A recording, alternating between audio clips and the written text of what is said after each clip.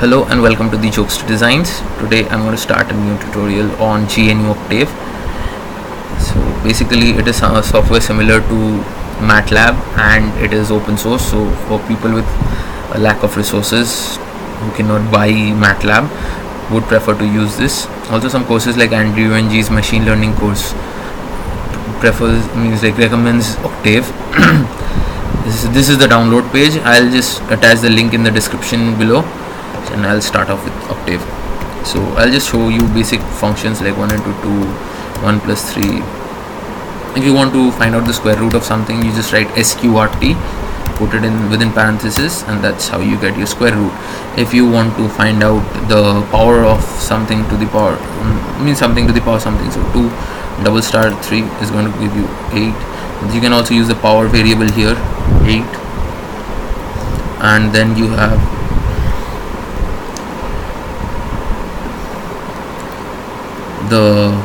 what else. You can use assignments like this to assign values to variables: a equal to 5, b equal to 5, a plus b equal to 11. If you notice that after every line there is a print statement, like a statement is printed which shows the update which happened in the previous line. So if you want to suppress this print operation, you can put a semicolon at the end of the line and it's going to suppress the print operation.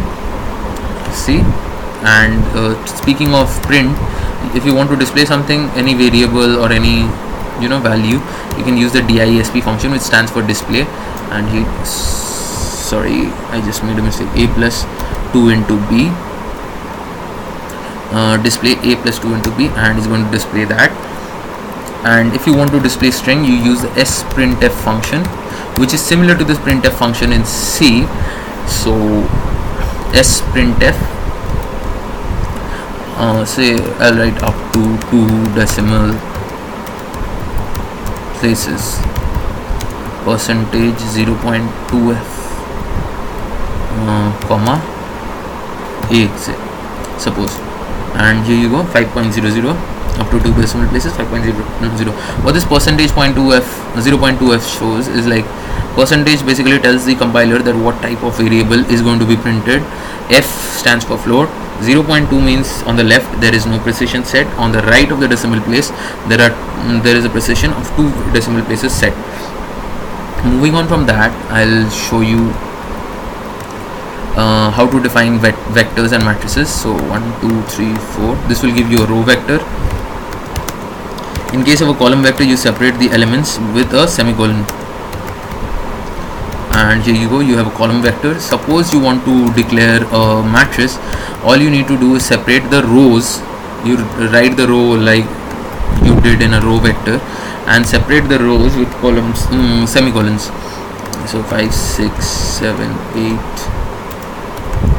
9, 10, 11, 12. Here you go. So you have your A. There are a couple of generator functions like which generate vectors and matrices automatically. So if you want to generate a vector from 1 to 9, suppose, you just write 1:9 and it will generate a vector with an increment of 1 at each step. Now suppose you want to generate a vector from 1 to 9 again, but with an increment of 0.5 at each step. Then you mention the increment like this, in this format. 1 is the starting point, then you have the increment, and at the end you have the ending point. So here you go, and each step it's been incremented by 0.5. The next generator function I'm going to show is the rand function, 3, 4. So basically if you write rand m, n, that's going to generate an m into n matrix which has its elements between 0 and 1. Here you can see I have generated a 3 into 4 matrix with elements between 0 and 1. Then you have the rand n function, 3, 4. Again 3, 4 means like m into n. Rand n basically generates, gives you the values of generated by rand n are basically part of a Gaussian distribution which has a mean 0 and a variance of 1. So this is the value you get from rand n. Now suppose you put the value of rand n in a row vector, 1, 100, and you want to plot it in a histogram, I'm going to put in hist w and plot it. See, hist is the command for plotting in histograms. And then I'm going to put in hist w comma 50 if I want to increment the capital W, if I want to increment the number of buckets in the graph. See, so that is your histogram function. That's all you need to know about the histogram function. I'll print A because I want to do something with A. Basically, you can see A has 4 columns and 3 rows, and I want to add another column at the end of it. So I'll define a B which looks like 20, sorry, not like this, 20, 21, 22. So this is my B, and I want to add it at the end of A. So C equal to A and then B at the tail end of A. And see, we have managed to add this B at the end of A. Next, I'll show you how to transpose C. C dot apostrophe is your transpose function.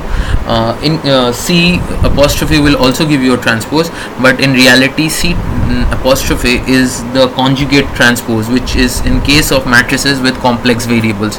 So basically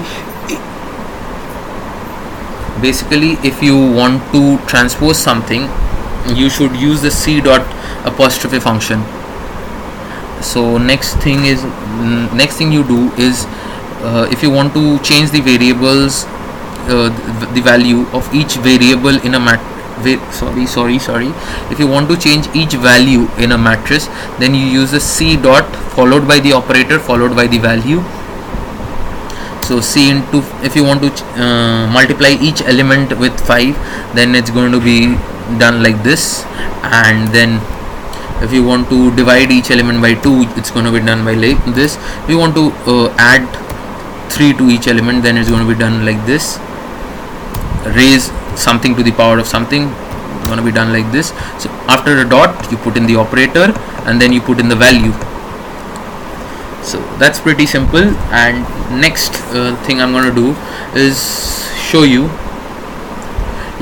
slicing and other methods. Before that, I'll show you how to find out the length of a vector. So if I have a vector defined as say 1, 5, 6, 9, 7, 90, 56, etc., and I want to find out the length of this, so I'll just put in length V, put in V, and here you go, answer equal to 6.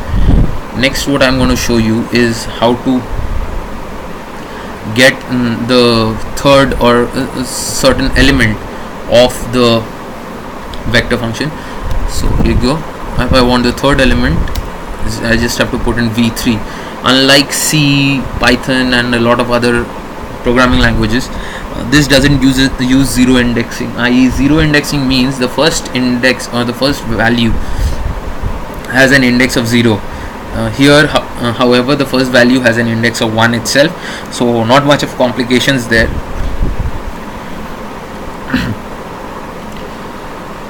Suppose I want to find the value of in A. Suppose the third value in A, or not the third value. Suppose I want to find the fifth value in A. Fifth value in A. The answer is 6. And so let me print A and I'll show you how the answer is 6. So basically it goes down this column, comes up again and comes down to the fifth value, which is 6. So this is how you find the values in matrices. So if you put in A of 5, it's going to put it like this. It's first going to traverse the first column, then it's going to go to the second column until it and so on until it comes to that value. Then there is something known as, suppose I'm going to print C. Suppose I want to find something placed at 2, 3. So I'll just put in C 2, 3 and I'll get that element. So basically 2, 3 element was 7. Here you go. 2 rows down and 3 columns to the right. So that is your C 2, 3. Then if I want to print the A, suppose the second a particular row of C, then I'm going to put in the command C2 comma a colon, and it's going to print that second column. If I want to print the third row maybe, then I'm going to put in this command like this. See, 9. Oh sorry, this was the third row itself. I want to put in the third column, then I'm going to put in something like this. Here you go, this is your third column. So you put in the column row or the row section blank and replace it by a colon, and give the value to the row number or the column number which you want to print. And after that, if you want to delete that element, that column or row, you just put in C3 comma colon is equal to this. So here you go, your third column has been deleted, third row sorry has been eliminated. Now suppose I want to set this second row to a vector v, then I'm going to do this, sorry, v is equal to c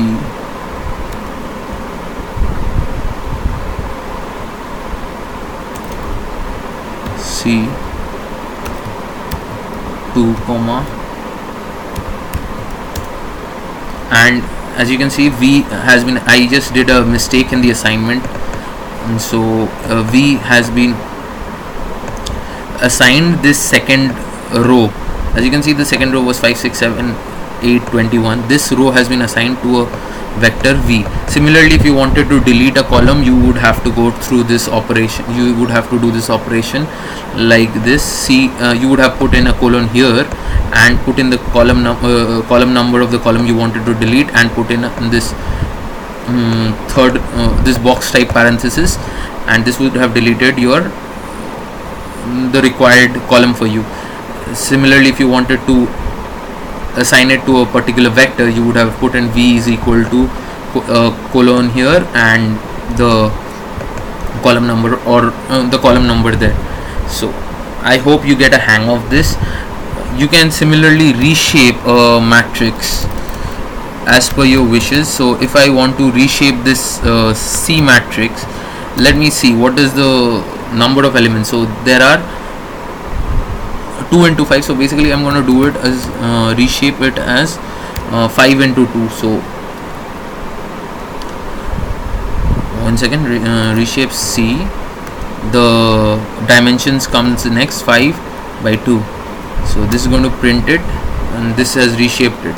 If I had something more with more options like say 12, then I could have reshaped it in a more number of ways, 6 by 2 or 3 by 4, 4 by 3. So since I don't have that option, I can reshape it again, like reshape it as C 10 comma 1. So here you go, this is the reshape function. So this is all in the first tutorial. We learnt about matrices, the basic operations. This is just an introduction to Octave. We'll be learning about graphs and using data. A few machine learning stuff might come in towards the end of the tutorial, which will be meant only for advanced users. So that's it from the first tutorial. If you like this video, please do subscribe to my channel, comment your opinions about how to make my videos better, because I'm a beginner at this. YouTube is something which is new for me, and please do share these videos with your friends who might be interested in learning coding or web designing or graphics designing using Illustrator or something. So signing out from the Jokester Designs. Thank you and have a nice day.